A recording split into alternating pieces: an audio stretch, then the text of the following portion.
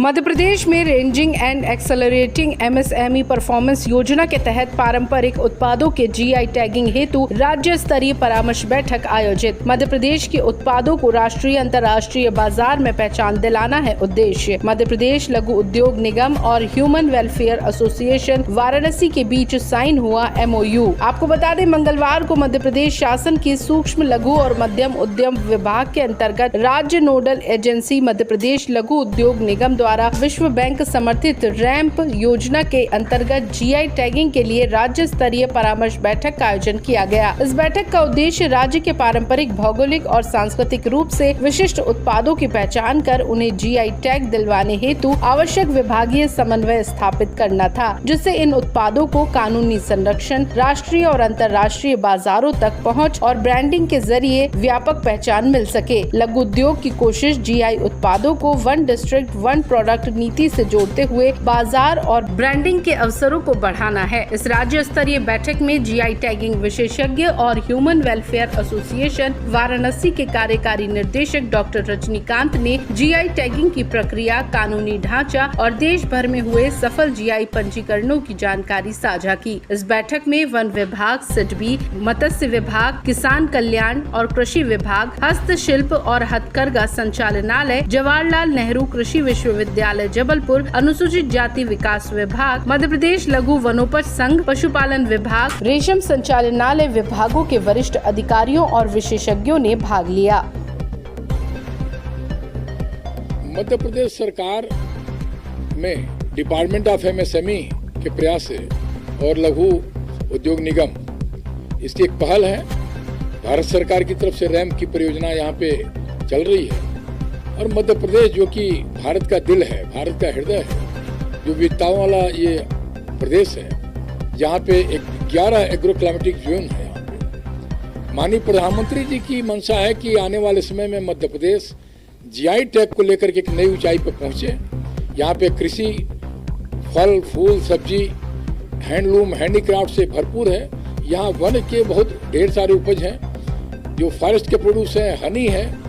ये भारत की बौद्धिक संपदा में शुमार होने की बहुत बड़ी तैयारी ये चल रही है कि मध्य प्रदेश के जो प्राचीन उत्पाद हैं, यहाँ की शिल्प है, कलाएं हैं, वो सभी शामिल हों और भारत की बौद्धिक संपदा के रूप में पूरी दुनिया में एक नया बाजार मिले यहाँ से और यहाँ के लाखों शिल्पियों, किसानों, बुनकरों, उत्पादकों को एक नया मार्केट मिले, जिससे उनकी आमदनी बढ़े।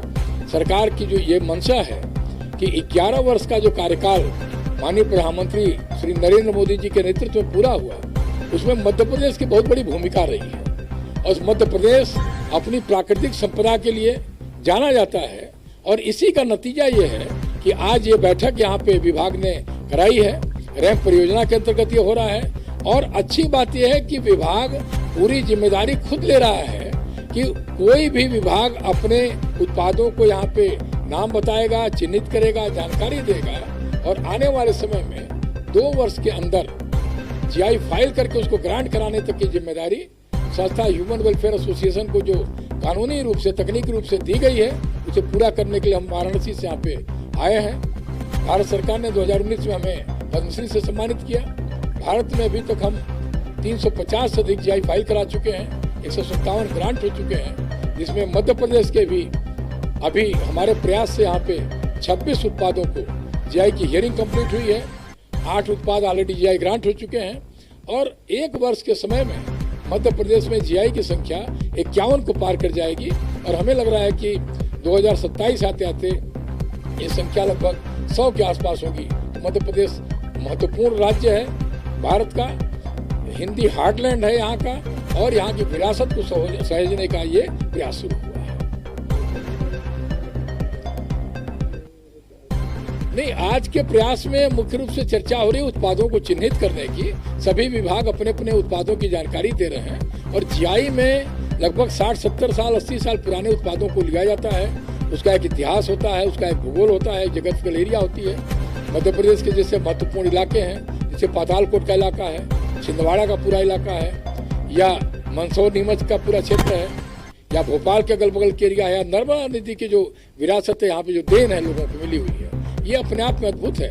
तो यहाँ पे जंगल भी है, पहाड़ भी हैं, नदियां हैं और उसके साथ साथ में शिल्प कला का कौशल भी यहाँ पे है। तो हमें लग रहा है कि जितनी चीज़ें आज यहाँ पे चर्चा हो रही है वह शीघ्र उन सारी चीज़ों को सम्मिलित करके और 3-4 महीने के अंदर में लगभग 20 GI उत्पाद यहाँ से मध्य प्रदेश से शामिल किए जाएंगे।